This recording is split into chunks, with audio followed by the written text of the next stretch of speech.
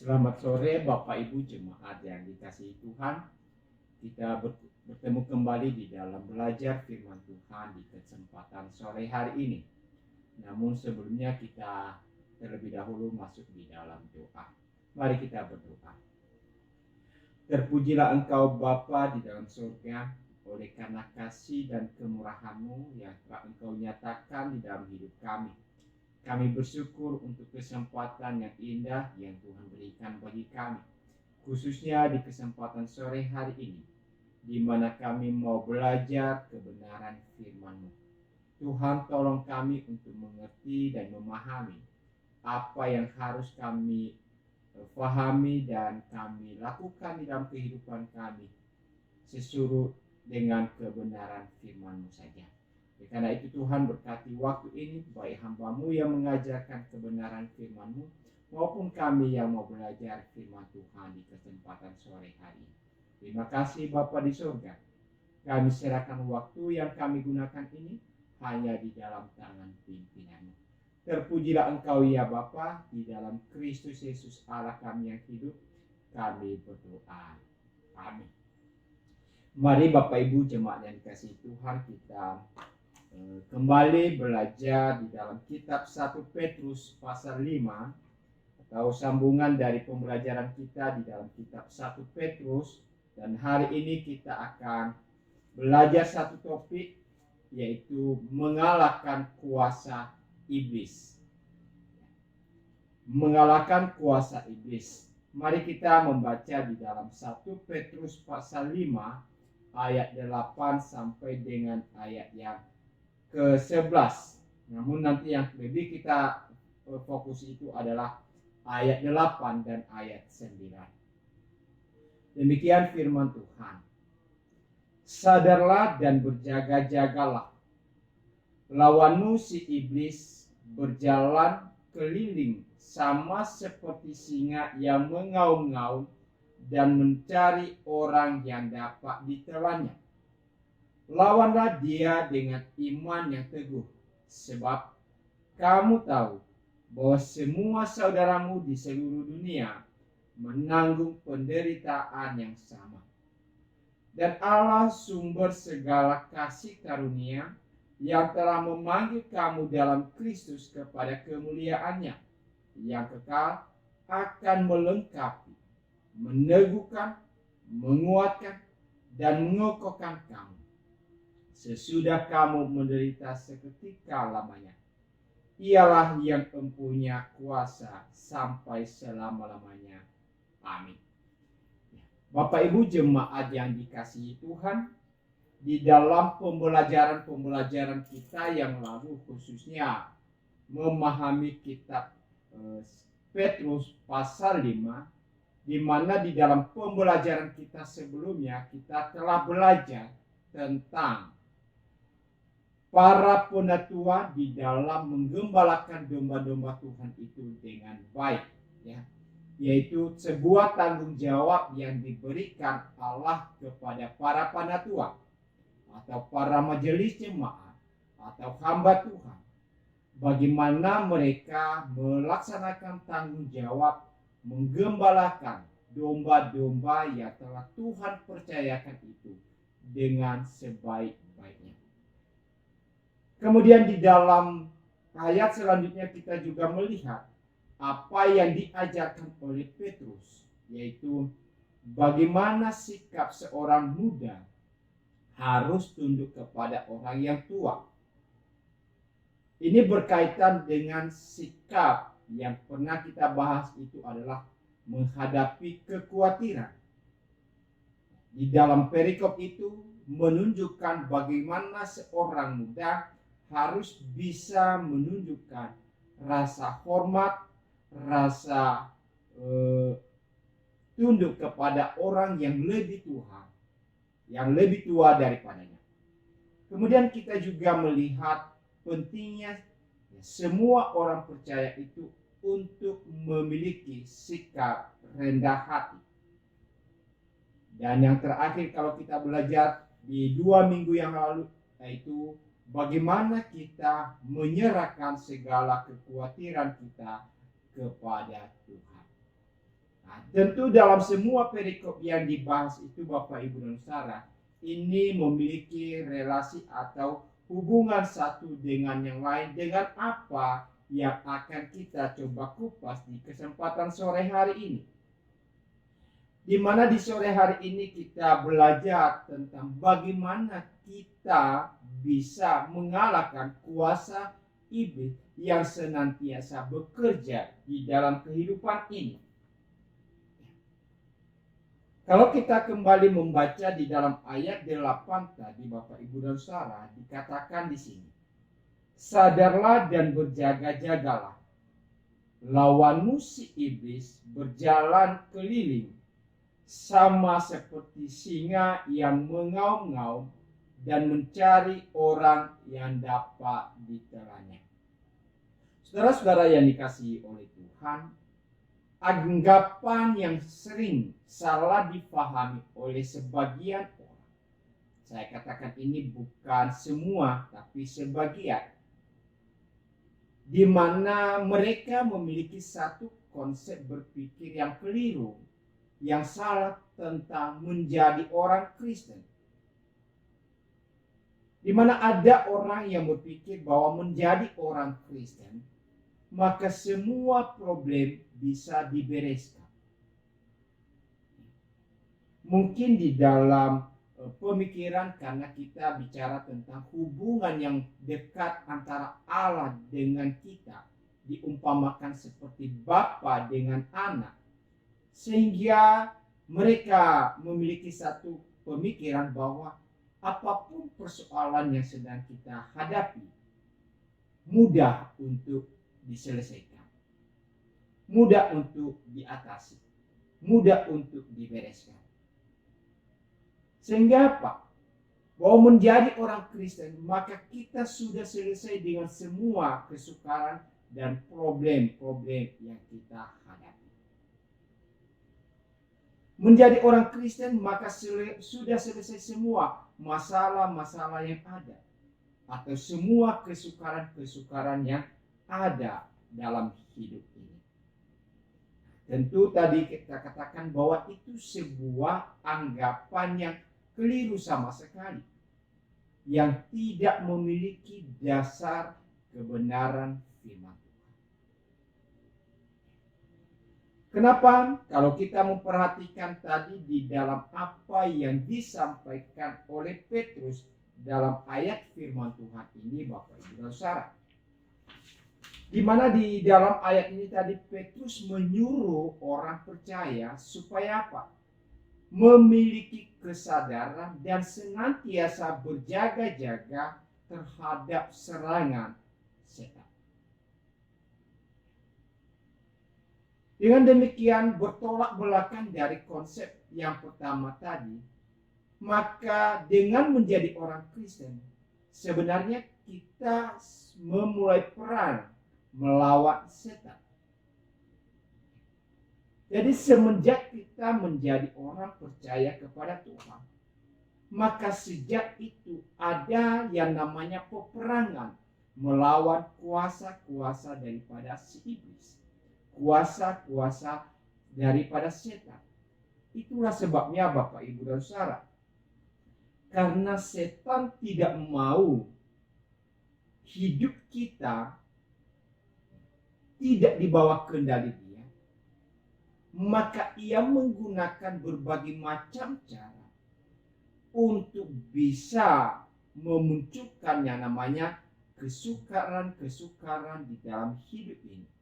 Bahkan kesukaran-kesukaran yang mungkin tidak pernah kita pikirkan, tidak pernah kita bayangkan semenjak kita menjadi orang percaya.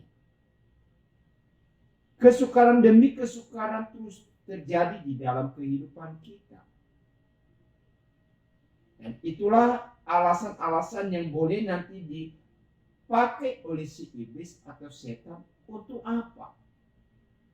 Untuk membuat orang Kristen, orang percaya menjadi lemah imannya di dalam Tuhan. Dan bisa-bisa meninggalkan Tuhan. Bahkan tidak mau percaya kepada Tuhan. Dia memakai berbagai macam cara. Tentu kalau kita kembali melihat juga di Alkitab, Bapak, Ibu, dan Saudara, bahwa Alkitab memberikan kesan bahwa orang Kristen menghadapi serangan dengan cara yang tidak pernah kita kenal atau kita sadari sebelumnya. Alkitab mengajarkan kepada kita bahwa serangan yang datangnya dari si jahat, si iblis, dengan memperalat segala sesuatu yang ada di dunia ini untuk memberikan kesukaran, untuk memberikan berbagai macam hal dalam kehidupan ini. Dan tadi kita katakan mungkin sesuatu yang tidak pernah kita kenal, tidak pernah kita sadari, kita tidak pernah bayangkan itu terjadi dalam kehidupan kita. Maka saudara-saudara yang dikasihi Tuhan, Rasul Petrus menyadari hal itu. Sekali lagi bahwa ini adalah tulisan daripada Rasul Petrus yang dulu juga pernah menghadapi cobaan, menghadapi serangan daripada si iblis. Di mana di dalam serangan si iblis yang terjadi kepada dia, Bapak, Ibu, dan Saudara, maka kita mengingat bagaimana ia dalam hidupnya jatuh di dalam sikap penyangkalan terhadap Tuhan. Dan di dalam kesadaran itulah, Bapak, Ibu, dan Saudara, ia tahu betapa hebatnya serangan daripada si iblis itu. Yang tadinya dia begitu setia, yang tadinya dia begitu berkobar-kobar kepada Tuhan. Bahkan ia bisa berkomitmen dengan sebaik-baiknya untuk terus berjuang bersama dengan Tuhan. Namun pada akhirnya ia juga jatuh di dalam pencobaan yang tidak bisa ia hindari. Ia menghadapi serangan si iblis dan ia gagal. Namun kita bersyukur bahwa di dalam hal itu ia boleh belajar, ia bisa dipulihkan, dan kemudian ia memberikan nasihat-nasihat ini di dalam firman Tuhan yang ia tuliskan itu kepada kita pada hari ini.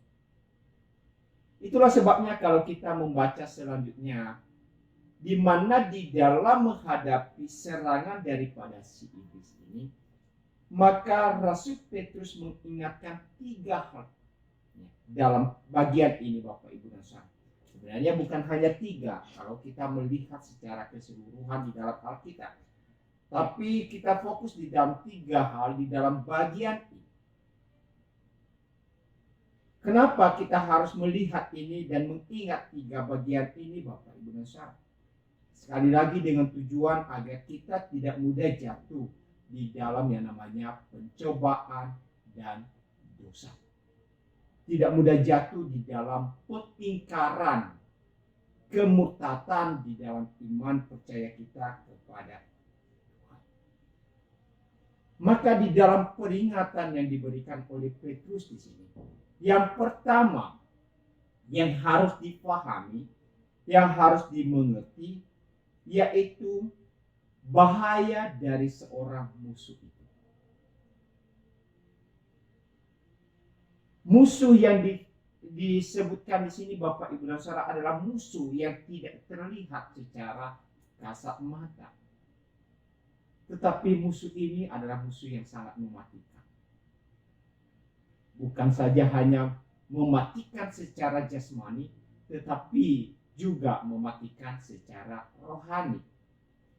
Kalau pada zaman sekarang ini musuh yang sangat ditakuti adalah namanya virus corona. Walaupun banyak penyakit-penyakit yang lain yang sering dialami oleh orang percaya atau setiap orang, namun yang pada saat ini musuh yang sangat ditakuti oleh banyak orang, yaitu namanya virus corona. Sehingga apa? Berbagai macam cara untuk mengantisipasi agar musuh yang tidak kelihatan ini tidak menghinggapi diri kita, dan kita bisa bebas dari kematian. Virus ini tidak kelihatan, tetapi sungguh mematikan menurut apa yang kita bisa dengar dari media-media. Walaupun juga ada sebagian orang menganggap itu adalah sesuatu hal yang biasa-biasa saja. Namun Bapak, Ibu, dan Saudara, kalau kita perhatikan di dalam firman Tuhan tadi, bahwa musuh ini adalah lebih daripada kuasa-kuasa yang sedang menyerang, atau yang saya katakan tadi tentang penyakit yang sedang heboh saat ini. Musuh yang kita hadapi ini jauh lebih besar. Kuasanya jauh lebih besar. Dampak yang akan kita alami. Karena musuh ini adalah sesuatu yang tidak terlihat. Namun saudara-saudara yang dikasihi Tuhan, Petrus mengatakan ini perlu kita menyadari bagaimana musuh ini bekerja. Dan biasanya melalui apa yang ia lakukan, itulah menunjukkan apa? Sifat daripada musuh ini. Melalui apa yang ia lakukan, melalui apa yang diberikan kepadanya, namanya, maka itulah menunjukkan identitas daripada musuh ini. Maka di dalam ayat firman Tuhan tadi, Bapak, Ibu, dan Saudara, Petrus mengingatkan musuh kita itu yang dikatakan di sini adalah iblis, yang tidak bisa kita lihat secara kasat mata. Namun di dalam terjemahan bahasa Yunani, Bapak, Ibu, dan Saudara, di sini menolong kita sebenarnya untuk memahami sepak terjang daripada si iblis itu. Seperti apa ia bekerja. Maka istilah-istilah yang diberikan atau disemakan kepada dia berdasarkan bahasa ini, yaitu bahasa Yunani, dikatakan itu adalah diabolos. Artinya apa, Bapak, Ibu, dan Saudara? Seorang pendakwa. Dalam hidupnya, dalam pekerjaannya, dalam apa yang ia lakukan, maka senantiasa memberikan dakwaan. Dan kita tahu, Bapak, Ibu, dan Saudara, kalau istilah hukum, dakwaan itu adalah sesuatu yang disangkakan kepada seseorang.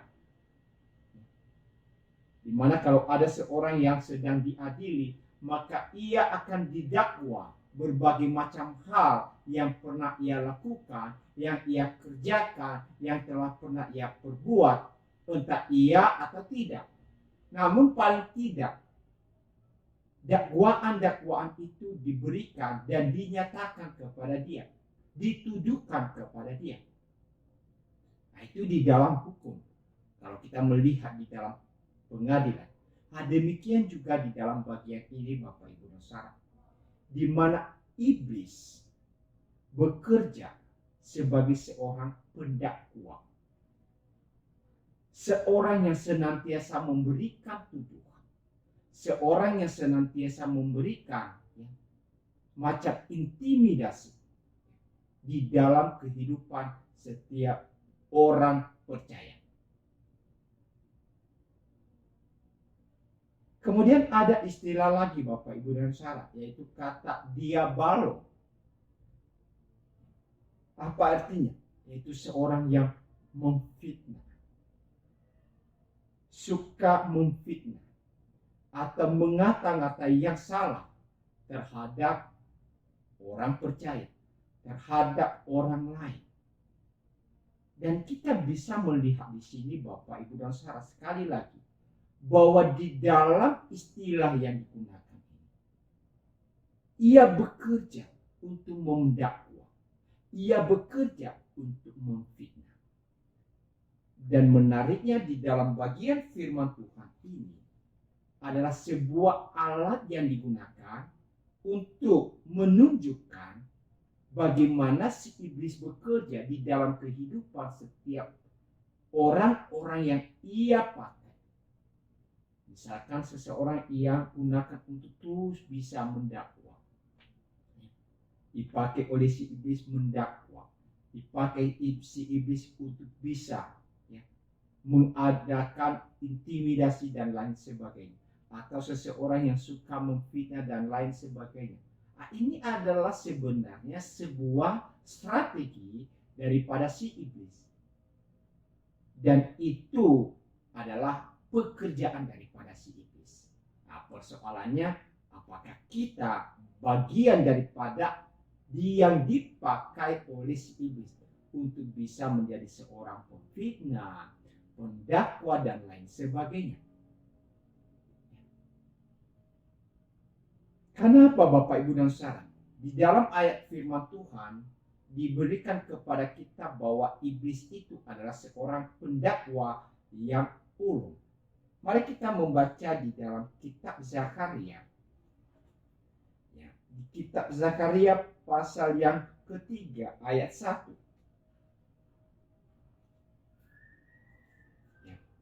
Kemudian ia memperlihatkan kepadaku imam besar Yosua berdiri di hadapan malaikat Tuhan, sedang iblis berdiri di sebelah kanannya untuk apa? Mendakwa dia.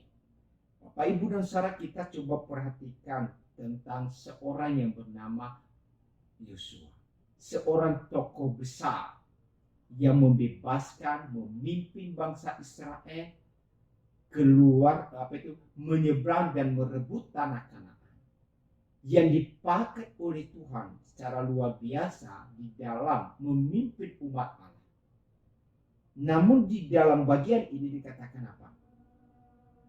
Bagaimana seorang imam besar Yosua ini berdiri di hadapan malaikat Tuhan, dan iblis datang untuk apa? Mendakwa dia. Iblis datang untuk menunjukkan segala sesuatu yang salah terhadap Yosua. Berarti ia ini adalah orang yang suka mencari kesalahan-kesalahan yang dilakukan oleh orang-orang yang sepenuhnya bersandar kepada Tuhan. Ia seorang pendakwa ulung. Kemudian kalau kita juga memperhatikan di dalam kitab Ayub, Bapak Ibu dan Saudara, kita juga kenal tokoh Ayub ini, di mana Ayub ini dikenal sebagai seorang yang saleh pada zamannya, seorang yang tidak tercela lakunya. Dan di dalam kehidupan Ayub, dia orang yang senantiasa taat kepada Tuhan. Dan pada suatu saat iblis datang mengadu kepada Allah dan berkata bahwa apa yang menyebabkan Ayub bisa taat sepenuhnya kepada Tuhan, oleh karena apa? Tuhan memelihara hidupnya, Tuhan menjaga dia, Tuhan memberkati dia selalu. Kemudian dia mendakwa dengan berbagai alasan. Dia berkata, seandainya segala sesuatu diambil daripadanya, maka kemungkinan Ayub ini bisa meninggalkan atau bisa meninggalkan. Itu dakwaan daripada seorang si iblis terhadap Ayub, yang akhirnya nanti Tuhan izinkan si iblis untuk mencobai Ayub dengan sebuah peringatan agar apa? Nyawa Ayub tidak diambil, karena itu semua dalam kuasa Tuhan. Dan kita bisa melihat Bapak Ibu dan Saudara, bagaimana iblis bekerja secara luar biasa untuk menghancurkan hidup Ayub. Segala sesuatu menjadi hancur, segala sesuatu menjadi hilang dalam sekejap. Apa yang ia banggakan, harta bendanya yang ia punya, semua hilang. Anak-anaknya mati dalam waktu yang singkat. Dalam keadaan cepat semua hilang di dalam kehidupan Ayub. Dan bukan hanya penderitaan itu yang diberikan iblis kepada Ayub, Bapak Ibu Saudara. Bukan hanya kehilangan sesuatu, tapi juga ia memberikan yang namanya sakit penyakit terhadap Ayub. Dan di dalam sakit penyakit itu, iblis juga memakai teman-teman Ayub. Bahkan istrinya Ayub juga dipakai oleh si iblis di sini. Saya katakan ini dipakai karena apa? Karena di dalam penderitaan daripada Ayub, Bapak Ibu dan Saudara, mereka tidak tahu bahwa itu adalah karena diizinkan Tuhan itu terjadi. Tapi mereka senantiasa memojokkan, menyatakan kesalahan Ayub, menyatakan Ayub berdosa dan lain sebagainya. Tapi kita bersyukur ya, di mana Ayub di sini memiliki satu keteguhan iman yang kuat. Si Ayub tetap kokoh di dalam imannya, sekalipun banyak cobaan, dakwaan diberikan kepada dia, tapi ia tetap teguh di dalam imannya. Itulah sebabnya di dalam melewati berbagai macam penderitaan itu, Ayub tidak gagal, tapi ia bisa menang, ia bisa melewati itu. Dan akhirnya apa? Tuhan memulihkan hidup Ayub dan memberkati Ayub untuk seterusnya. Namun kalau kita sekali lagi di sini, kita perhatikan bagaimana iblis bekerja, mendakwa, mendudukan sesuatu yang sebenarnya Ayub tidak lakukan, mendudukan sesuatu kepada Yosua yang Tuhan pakai secara luar biasa, mendakwa banyak hal di dalam hidup mereka. Supaya apa? Apa yang dia dakwakan itu seolah-olah itu adalah sebuah kenyataan di dalam kehidupan orang-orang yang dipakai oleh Tuhan. Jadi dia bekerja, Bapak Ibu dan Saudara, dengan luar biasa. Memberikan namanya fitnah, memberikan namanya dakwah yang notabene tidak pernah dilakukan. Kemudian ada lagi, Bapak Ibu dan Saudara, istilah yang diungkapkan di dalam bahasa Yunani, yaitu adalah istilah Satanas, ya, yang nantinya kita kenal istilah setan. Nama-nama yang diberikan disemakan kepada si iblis, setan, dan lain sebagainya. Lalu apa makna daripada kata Satanas itu, Bapak Ibu dan Saudara? Ya, Satanas artinya lawan. Ini menunjukkan pada karakter daripada si iblis ini, Bapak Ibu dan Saudara, adalah seorang yang suka melawan hukum-hukum Allah. Seorang yang suka tidak mengikuti atau menuruti hukum-hukum Allah. Ia tidak patuh pada hukum-hukum yang ditetapkan oleh Tuhan. Ia memberontak terhadap hal itu. Ia tidak mau taat terhadap itu. Nah, kalau hal ini ada dalam diri kita, Bapak Ibu dan Saudara, tadi saya katakan dakwah, memfitnah, ya. Kemudian dikatakan di sini memiliki karakter yang namanya suka melawan terhadap firman Allah, maka sebenarnya itu adalah sarana, ciri-ciri atau sifat daripada seorang musuh yang sedang memakai hidup kita, atau iblis sedang bekerja di dalam hidup kita, memberikan dakwah, suka memfitnah, bahkan menunjukkan karakter senantiasa melawan terhadap hukum-hukum Allah. Maka Bapak Ibu dan Saudara, kalau kita perhatikan selanjutnya apa yang terjadi dengan yang dilakukan ini, apa yang akan dialami oleh orang-orang percaya Kalau kita tadi melihat tentang sifat dan sebutan yang diberikan kepada si iblis itu, itulah sebabnya tidaklah heran Bapak Ibu Saudara, kita melihat orang-orang percaya atau kita ya, kadang-kadang menimbulkan perasaan bersalah walaupun kita sudah mengakui dosa kita. Artinya apa? Kita sudah memohon pengampunan Tuhan. Kita sudah meminta maaf misalkan kepada orang lain yang kita pernah lakukan kesalahan. Kita sudah mengakui segala kesalahan kita di hadapan Tuhan. Dan sekali lagi, kita juga percaya bahwa firman Tuhan iya dan amin. Bahwa barang siapa yang mengaku dosanya di hadapan Tuhan, maka Tuhan senantiasa memberikan anugerah pengampunan itu. Itu firman Allah berkata demikian. Setiap orang yang mengakui dosanya, maka Tuhan memberikan yang namanya pengampunan kepada kita. Tapi si iblis bekerja apa Bapak Ibu dan Saudara? Seolah-olah bahwa kita belum menerima namanya pengampunan daripada Tuhan itu atas perbuatan dosa-dosa yang kita lakukan.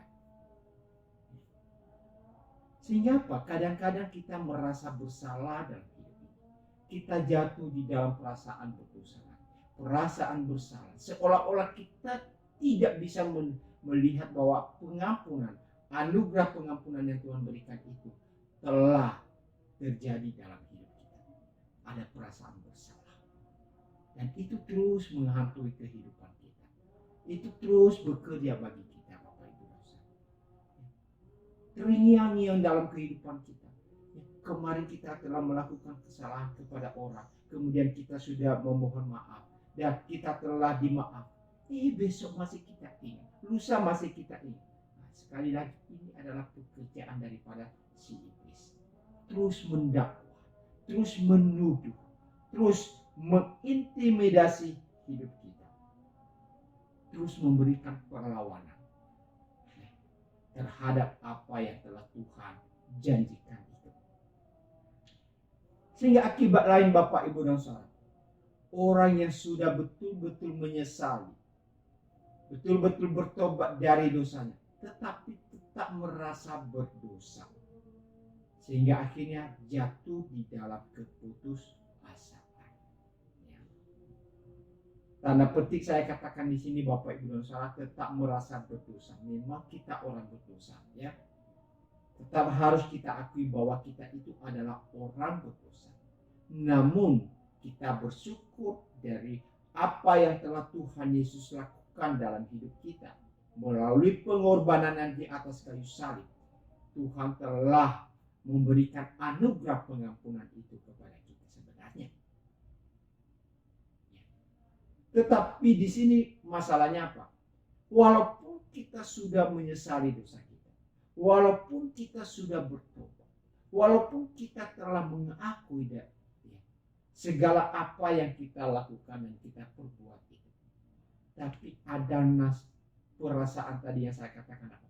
Perasaan berdosa, seolah-olah bahwa anugerah pengampunan itu masih belum diberikan kepada kita.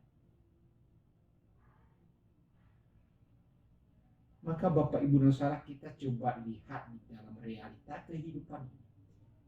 Kalau perasaan itu terus menghantui kita, perasaan itu terus dituduhkan kepada kita, ya, perasaan itu terus diberikan kepada kita hari demi hari, maka pada akhirnya kita akan menjadi orang yang putus asa dan merasa bahwa Tuhan belum mengampuni kita.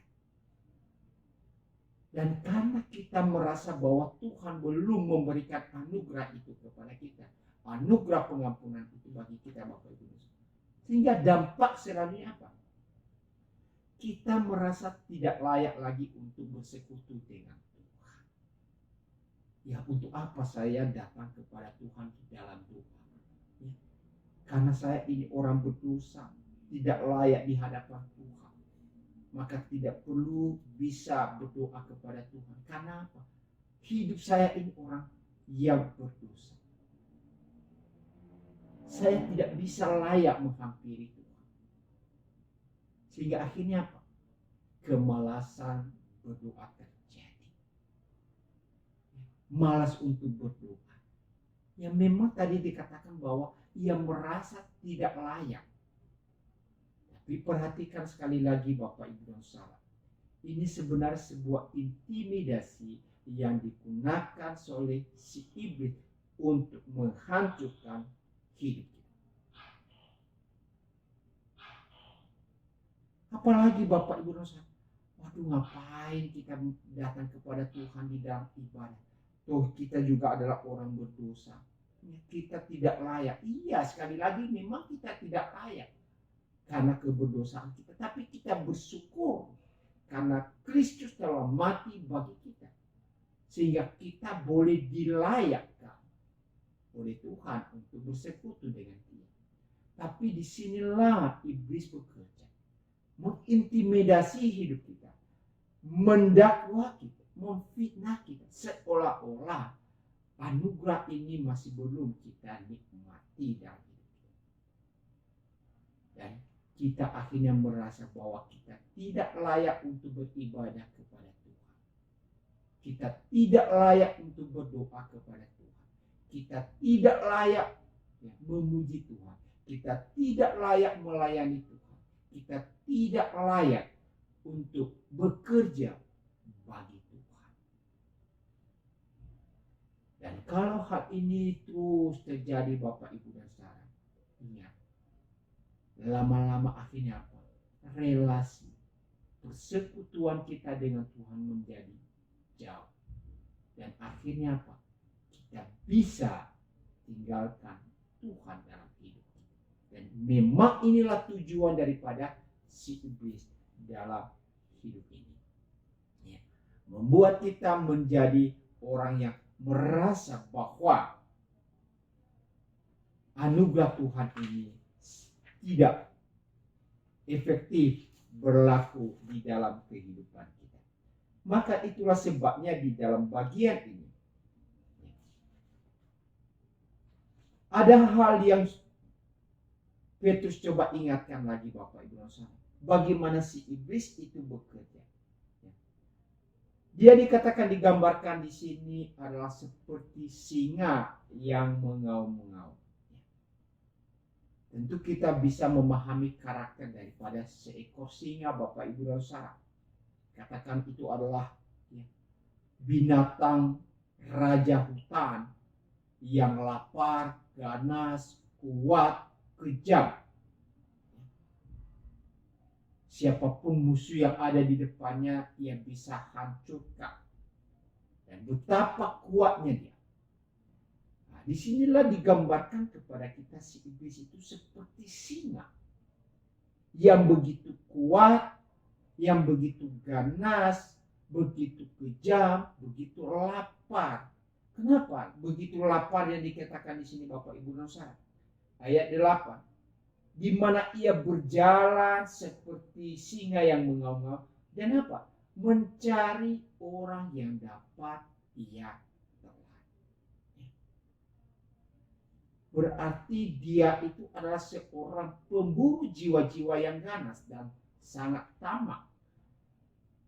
Dia berusaha untuk mencari setiap orang, mencari jiwa orang. Yang dikatakan di sini adalah yang ia dapat telan, ia dapat hancurkan, ia dapat musnahkan. Itulah sebabnya kalau kita membaca di dalam kitab Efesus Bapak Ibu dan Saudara, di mana Rasul Paulus mengingatkan kepada jemaat atau kepada kita bagaimana si iblis itu bekerja seperti singa yang mengaum-ngaum dan ia menggunakan sarana-sarana yang ada, yaitu apa? Efesus 6 ayat 2 dikatakan, karena perjuangan kita bukanlah melawan darah dan daging, tetapi apa? Melawan pemerintah-pemerintah, melawan penguasa-penguasa, melawan penghulu-penghulu dunia yang gelap ini, melawan roh-roh jahat di udara. Ya, memang di dalam bagian ini adalah satu gambaran yang diberikan oleh Petrus, di mana pada zaman itu pemerintah-pemerintah yang ada, penguasa-penguasa yang Tuhan ya tetapkan untuk memerintah di tengah-tengah manusia, tapi mereka melakukan tugas tanggung jawab mereka dengan bengis. Maka itulah gambaran yang diberikan di sini, bahwa mereka dipakai oleh si jahat untuk menghancurkan. Maka Petrus berkata bahwa perjuangan kita itu bukan hanya melawan seperti itu yang kelihatan itu, tetapi siapa yang bekerja di balik apa yang mereka lakukan. Pemerintah boleh ada, tapi ada yang bekerja di balik itu. Siapakah dia?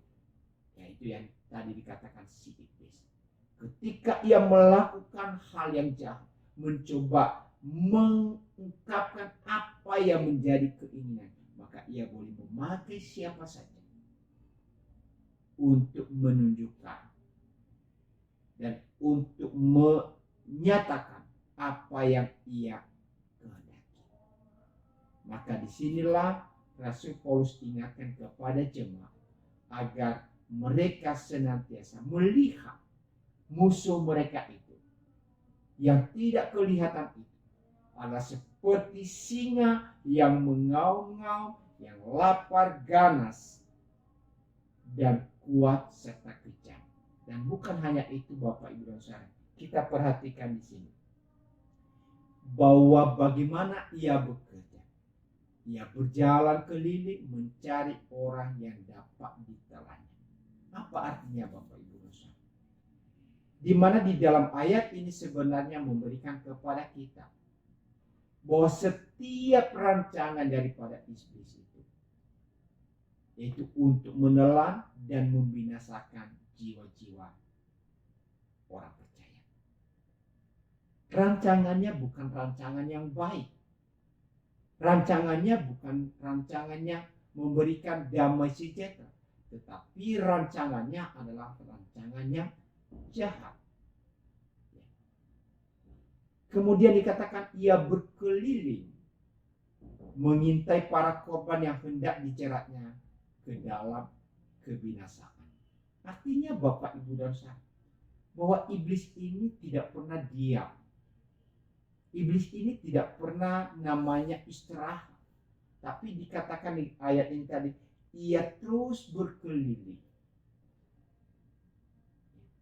Ini menunjukkan apa? Aktivitas yang tidak ada henti-hentinya.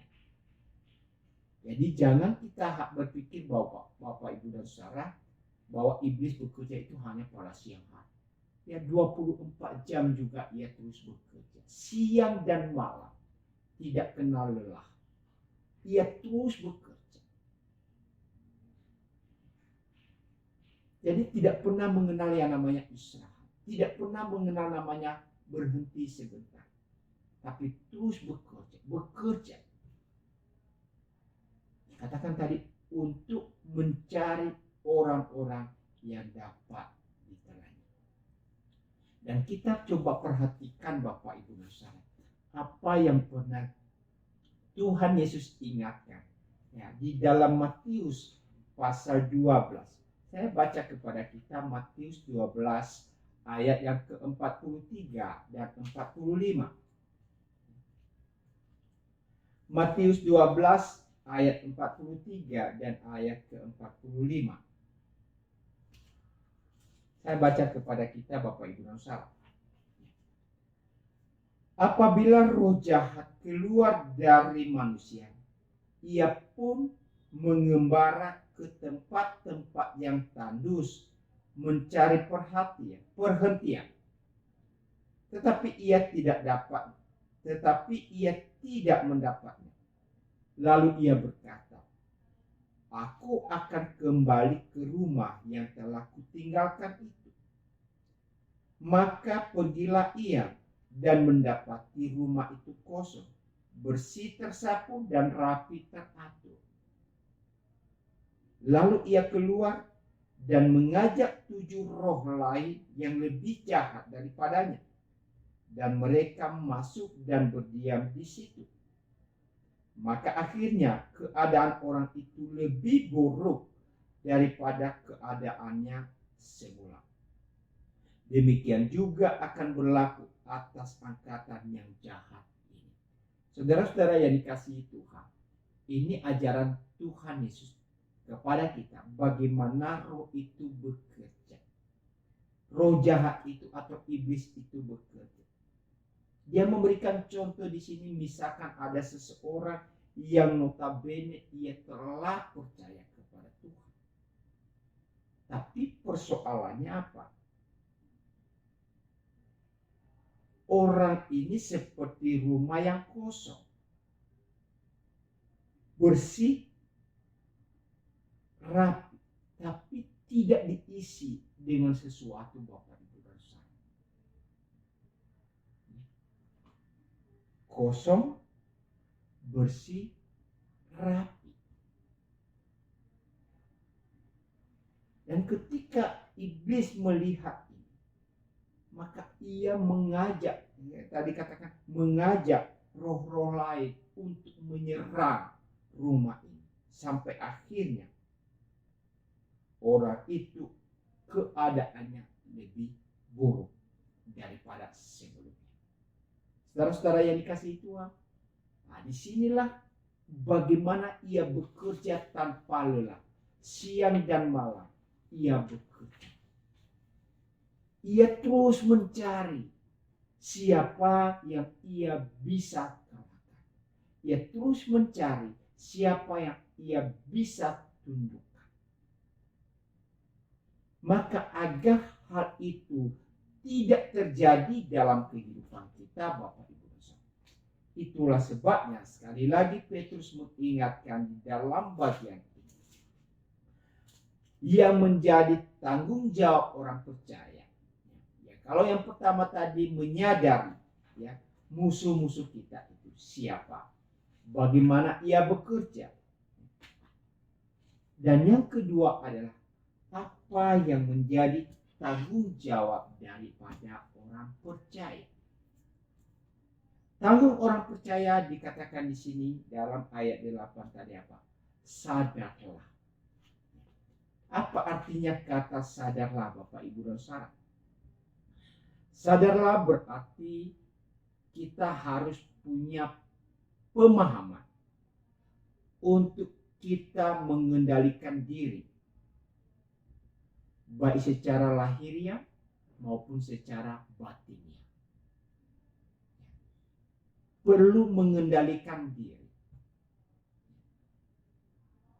Di mana di dalam hal-hal yang kita tidak sadari, Bapak Ibu dan Saudara, keinginan-keinginan kita bisa dipakai untuk menjerat hidup kita.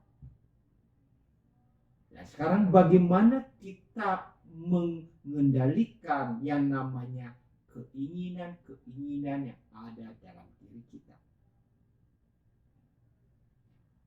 Perlu menguasai hal ini.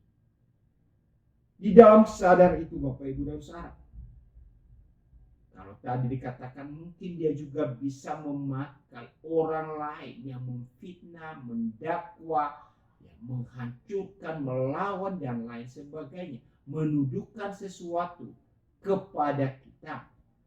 Maka di dalam hal ini Petrus ingatkan firman Tuhan, sadar apa? Berlaku sabar, berusaha mematikan keinginan-keinginan untuk melakukan hal yang namanya dosa.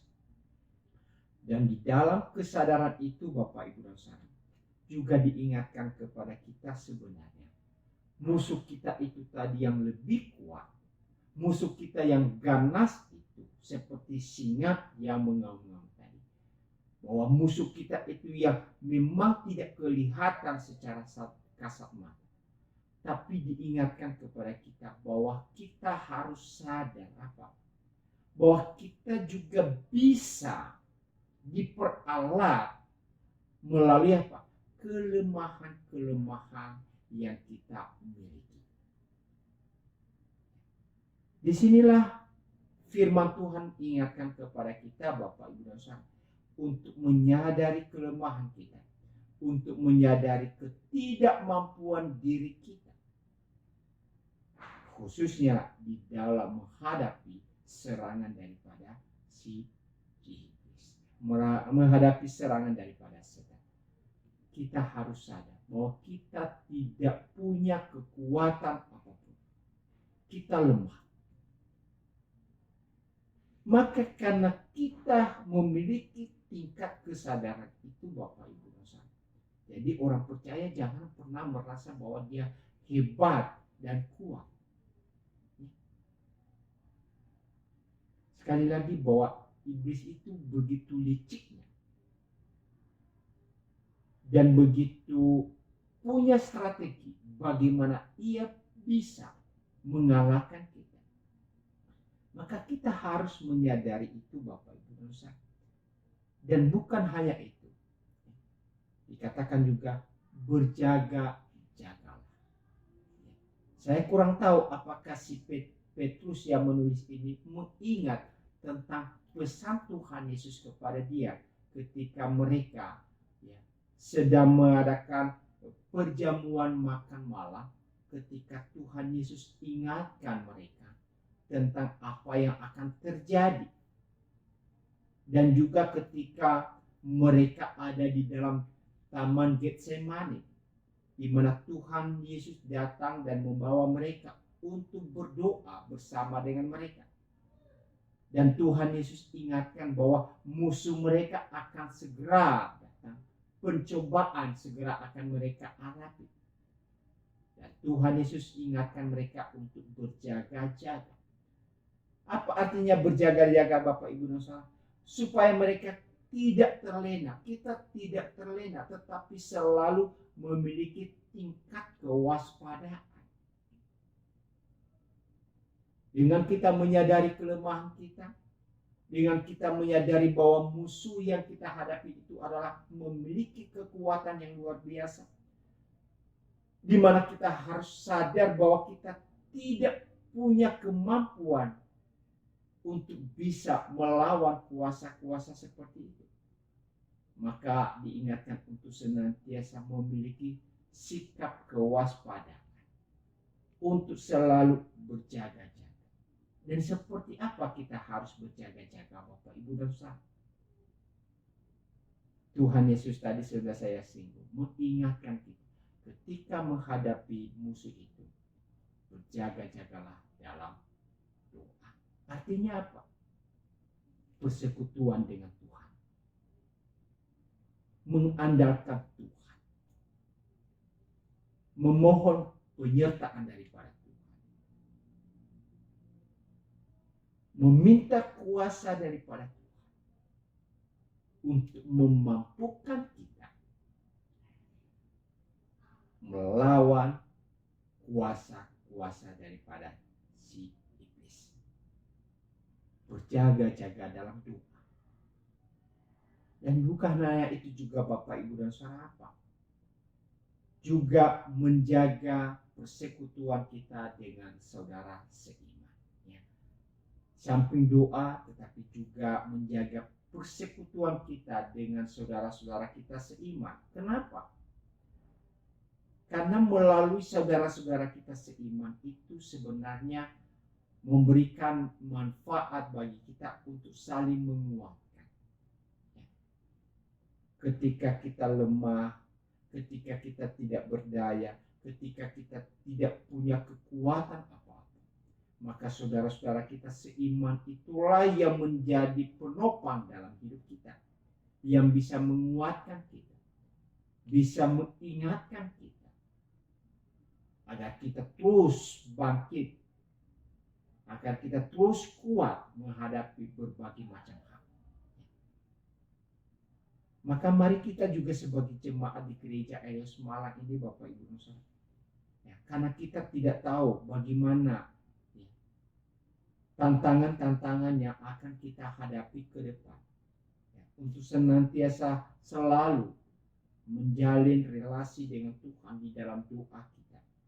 Dan juga senantiasa persekutuan kita satu dengan yang lain senantiasa dibangun dengan baik.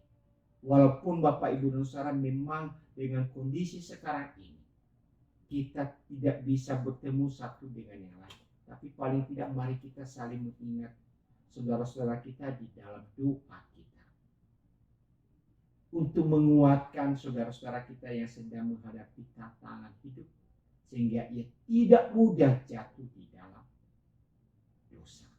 Ia tidak mudah terpedaya dengan kuasa-kuasa daripada si iblis.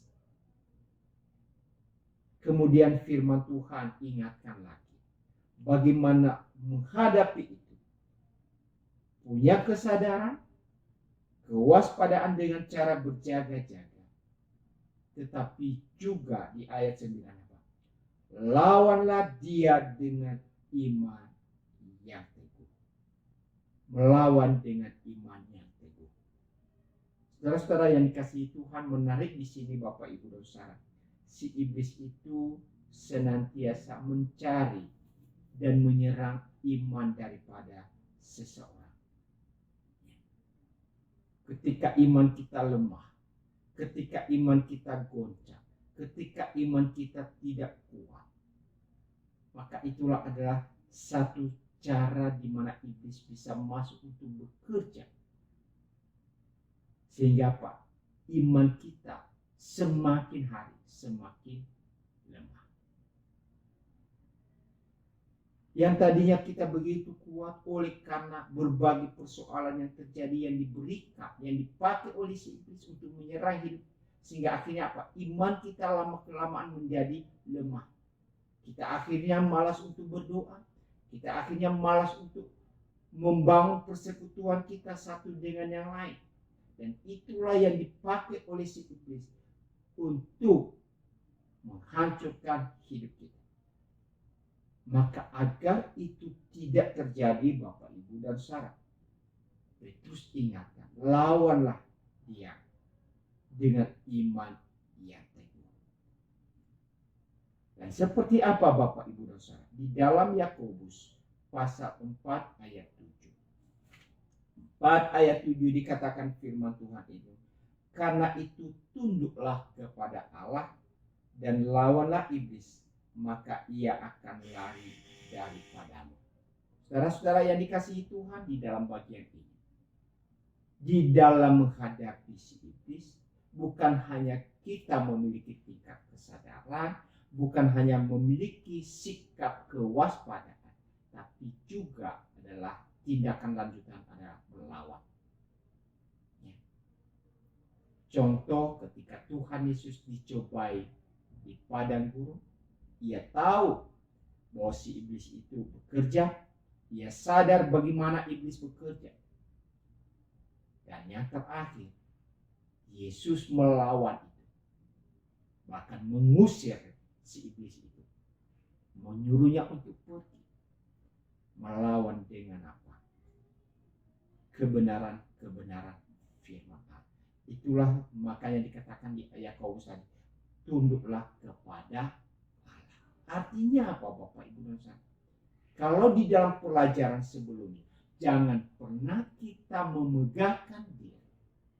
Jangan pernah kita menganggap diri kita itu mampu. Kesombongan terjadi dalam hidup kita. Tapi dikatakan di sini, tunduklah kepada Allah. Serahkanlah hidupmu kepada Tuhan. Berserahlah kepada Tuhan. Biarlah Tuhan yang bekerja, menolong, menopang, dan menuntun kehidupan kita. Di dalam 2 Timotius 1 ayat 7 katakan, sebab Allah memberikan kepada kita bukan roh ketakutan, melainkan roh yang membangkitkan kekuatan, kasih, dan ketertiban. Tuhan telah memperlengkapi kita sebenarnya Bapak Ibu dan Saudara untuk melawan kuasa-kuasa daripada si jahat, kuasa daripada si iblis, di mana Tuhan memberikan kepada kita Roh Kudus. Persoalannya bagaimana kita membiarkan Roh Kudus itu bekerja dalam hidup kita. 2 Timotius 1 ayat 7. Allah memberikan kepada kita bukan roh ketakutan, tetapi roh yang membangkitkan kekuatan, yang memampukan kita untuk bisa berjuang melawan daripada kuasa-kuasa si iblis tadi, yang menyamar tadi sebagai seorang pemfitnah, yang menyamar tadi sebagai seorang pendakwah. Bahkan ia juga bisa menyamar sebagai malaikat terang Bapak Ibu dan Saudara, ya. Seolah-olah apa yang dikatakannya benar, ya. Jadi kita perlu waspada hal demikian. Itulah sebabnya di dalam Efesus 4 ayat 27, kitab Efesus 4 ayat 27, saya baca kepada kita. Dan janganlah beri kesempatan kepada iblis. Jangan berikan kesempatan. Sekali saja kita berikan kesempatan Bapak Ibu dan Saudara, maka iblis akan terus bekerja. Jadi firman Tuhan mengajar kepada kita, jangan sekali-sekali memberikan dia kesempatan untuk menguasai hidup kita. Jangan berikan kesempatan kepada si iblis untuk mengendalikan hidup kita. Karena ketika ia sudah mengendalikan itu, seperti tadi di dalam Matius tadi dikatakan bahwa ketika ia bekerja, maka ia tidak akan pernah bisa melepaskan orang itu di dalam cengkramannya. Itulah sebabnya sebagai orang percaya kita perlu berhati-hati, senantiasa waspada di dalam hidup. Maka kita harus terus berjuang melawan itu Bapak Ibu. Tadi saya katakan berjuang di dalam doa, menjalin hubungan persekutuan kita satu dengan yang lain.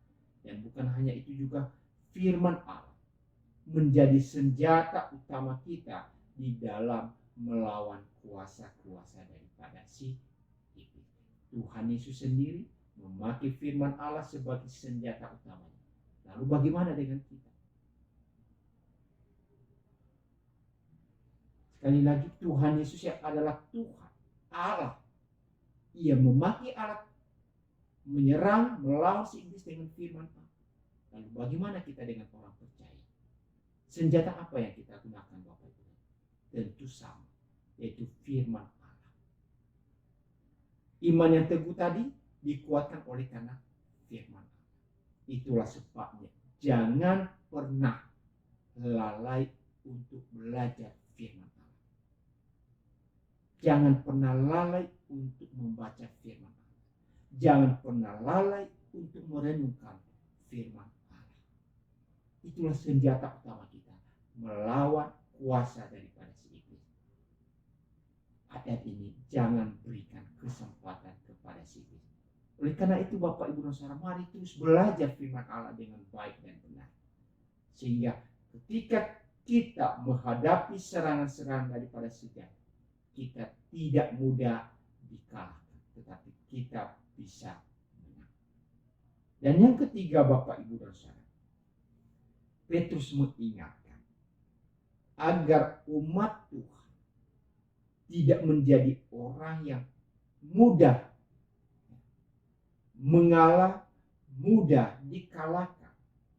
Maka itulah sebabnya di dalam bagian ini Petrus mengingatkan kepada kita di mana di ayat 9 tadi, sebab kamu tahu bahwa semua saudaramu di seluruh dunia menanggung penderitaan yang sama. Artinya Bapak Ibu dan Saudara, bahwa si iblis itu bukan hanya bekerja kepada kita, tapi semua orang percaya. Lalu apa tujuannya ketika Petrus mengingatkan ini? bahwa semua penganiayaan besar yang pernah terjadi di dunia ini dipicu, dikobarkan dan dijalankan oleh si iblis. Tapi kita juga boleh lihat Bapak Ibu dan Saudara, ia boleh bekerja. Tetapi banyak orang-orang percaya yang bisa menang melawan daripada kuasa si iblis tadi. Tadi kita ambil contoh Ayub. Ia bisa menang mengalahkan kuasa si iblis. Maka hal yang sama itu juga bisa kita alami Bapak Ibu dan Saudara.